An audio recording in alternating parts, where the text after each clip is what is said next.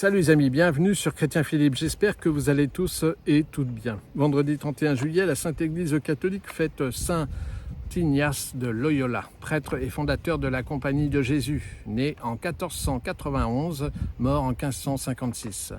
Ignace naît au château de Loyola en Espagne le 24-12-1491. Il est le dernier d'une famille de 13 enfants. Il fut d'abord page du roi Ferdinand V, puis il embrassa la carrière des armes.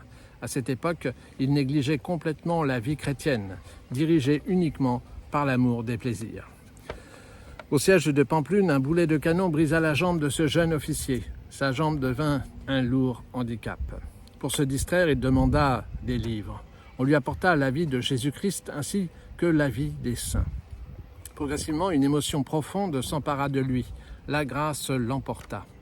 Il commença à traiter son corps avec les plus grandes rigueurs. Il se levait chaque matin pour pleurer amèrement ses péchés. Une nuit, il se consacra à Jésus par l'entremise de Marie, refuge des pécheurs. Marie lui apparut tenant dans ses bras l'enfant Jésus. Peu après, Ignace fit une confession générale et se retira à Manresa pour s'y livrer à des austérités. Vivant d'aumônes, jeûnant de pain et d'eau, portant le cilice, il passait plusieurs heures de la journée en prière. C'est dans cette solitude qu'il composa ses exercices spirituels.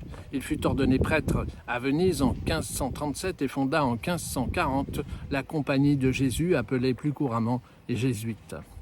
Cette fondation est l'une des plus grandes gloires de l'Église catholique. Les vertus du fondateur égalaient les plus grandes œuvres.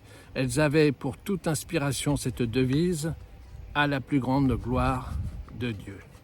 Je vous laisse avec cette belle citation de Saint Ignace de Loyola.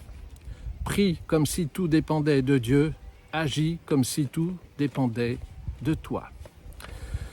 J'espère que ces quelques instants passés en compagnie de Saint Ignace de Loyola vous ont été profitables. N'hésitez pas à vous abonner, c'est gratuit, à partager cette vidéo, à me faire part de vos commentaires éventuels.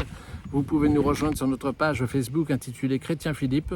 Et en attendant le plaisir de vous retrouver, je vous dis à bientôt et surtout, soyez bénis.